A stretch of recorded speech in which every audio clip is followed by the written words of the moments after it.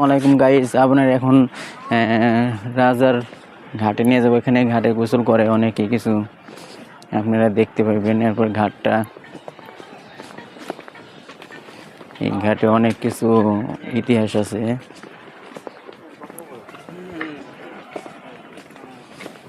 ইতিহাসটা আপনারা দেখতে পাবেন। ঘাটের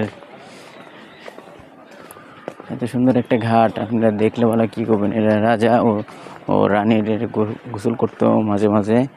এখানে কত সালে কি নিয়ে করতো, গোসল করতো। এই ঘাটটা দেখেন, আপনারা দেখলে অনেক সুন্দর উপভোগ করতে পারবেন। এখানে হলো বসার জায়গা, আপনারা দেখেন এখানে বসে অনুভব করতো। তার পাশে এখানে বসতো, এখানে যে গোসল করতো। দেখেন কত সুন্দর গোসল করার। তারপরে এবার নিয়ে যে নিচে নেমে তাপিতে গোসল করে, গোসল করতে কত সুন্দর মাছ, পানি একদম ক্লিয়ার, পানি পরিষ্কার।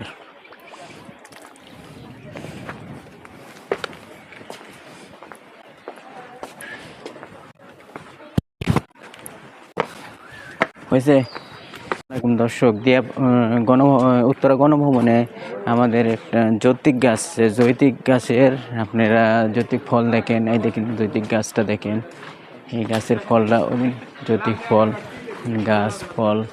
তার পাশে আপনাদের একটা ফল যদি পাই, চিরা দেখার, চিরা নিষেধ, আপনাদের দেখালাম ফল। ফলটা দেখতে পাইলেন, ঠিক আছে। ফল কত সুন্দর, ফল জৈতিক ফল কত সুন্দর।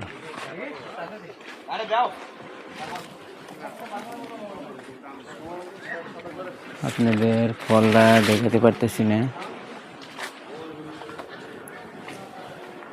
এটা হলো জৈতিক গাছ, দেখেন জৈতিক ফলটা দেখেন কত সুন্দর সুন্দর ফল। দেখেন কত আছে ফল, ফলটি এটা হলো নবীজি ইউজ করতে। ফলটি কত হয়ে আছে ফলটি।